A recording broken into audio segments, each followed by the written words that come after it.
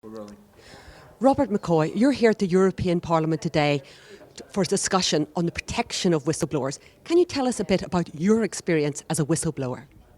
Yes, I was the European Union's Committee of the Regions Internal Auditor and Financial Controller. And back in 2000 I came across fairly widespread fraud and embezzlement at the Committee of the Regions.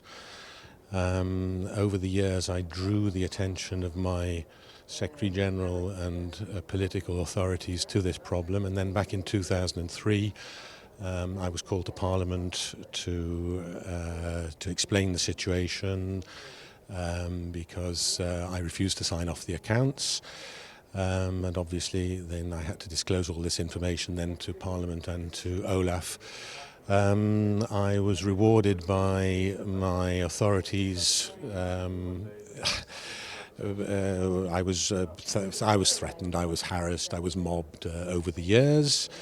The European Parliament adopted a resolution in January 2004 demanding that the President and Secretary General of the Committee of the Regions present their apologies to me for the individual and institutional harassment which they made me suffer over the years. I was removed from office. I was constructively dismissed, and I've been fighting for my good name over the years because I'm still not recognised as a bona fide whistleblower. So that's what's been happening.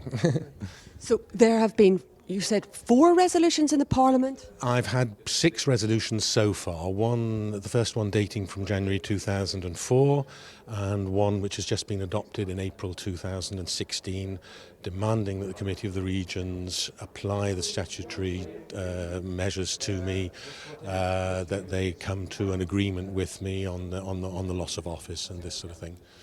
And can you say that you've also pursued this in the European Court of Justice? What has been the result of these judgments?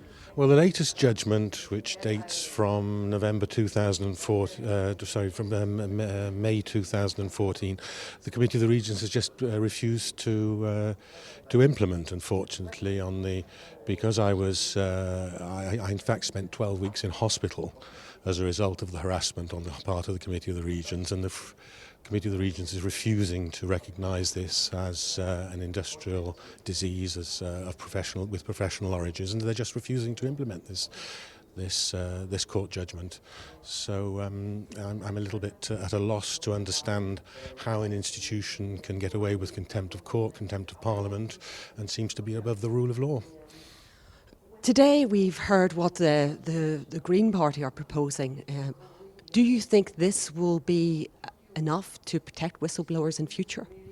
I'm absolutely convinced that we need a European-wide regulation or directive on these issues, but I'm also very, very much convinced that it's going to take a long time to change the attitudes and the general culture.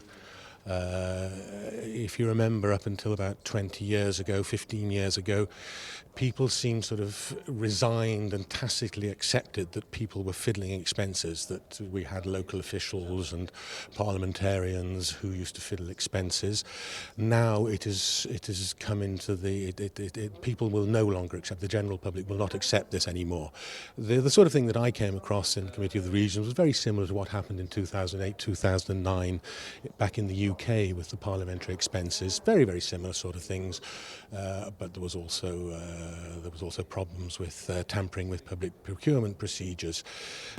We're not welcomed with open arms. Certainly, that's the big problem.